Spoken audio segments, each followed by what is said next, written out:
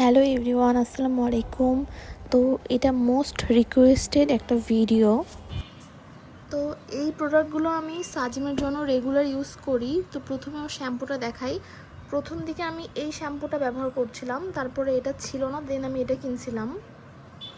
এটা hair and body দুইটাতেই দেওয়া যায়, আর এটা অনেক মাইল্ড। এটা সাজিমকে ভালো স্যুট করছে, আমার কাছে এটাই ফার্স্ট চয়েস। না পাওয়ার কারণে এটা ব্যবহার করছিলাম। এটাও খারাপ না, একটু আমার মনে হয় একটু চোখ জ্বলে এটা দিলে, এটাও খারাপ না। আর এটা হেয়ার অ্যান্ড বডি দুইটাতেই দেওয়া যায়, এই জন্য এটার বেশি সুবিধা হয়। তো এটা আমি বাদ দিই।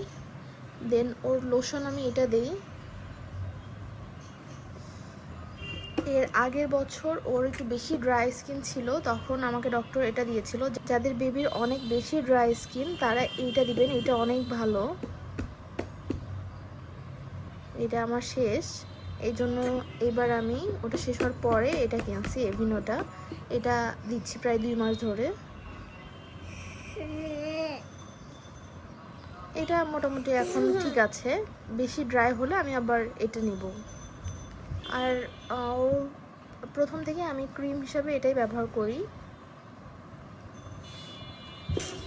আর অয়েল হিসাবে আমি এর আগে ওর জন্য মাদার কেয়ারের অয়েলটা নিয়েছিলাম, বাট ওটা ওকে অত স্যুট করে নাই।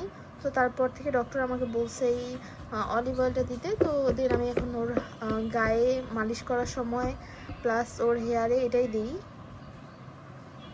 আর এটা মাশাআল্লাহ ওকে ভালো স্যুটও করে। লিপ জেল যে এটা বেবির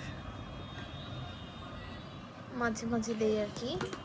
তারপরে হলো সুডো ক্রিম, এটা তো জরুরি একটা জিনিস, মাঝে মাঝে ইউজ করি নর্মাল সময়ে। আর যদি র্যাশ হয়, ওর র্যাশ ওরকম হয় নাই, একবার জাস্ট একটু হয়েছিল।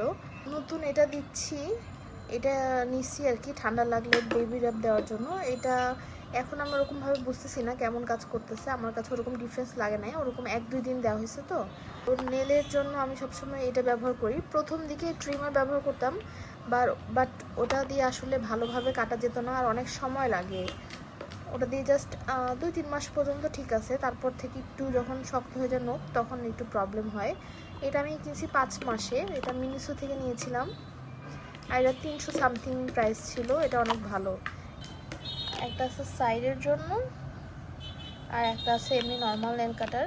এটা অনেক ইউজফুল, এটা আরও 1 বছর ইউজ করতে পারবে, এটা মানে এজ 2 বছর পর্যন্ত প্রায় ইউজ করতে পারবে। এটা অনেক ভালো। আর ওর কাপড় ধোয়ার জন্য আমি ফার্লিনের বা কোডোমোর ডিটারজেন্ট ব্যবহার করি।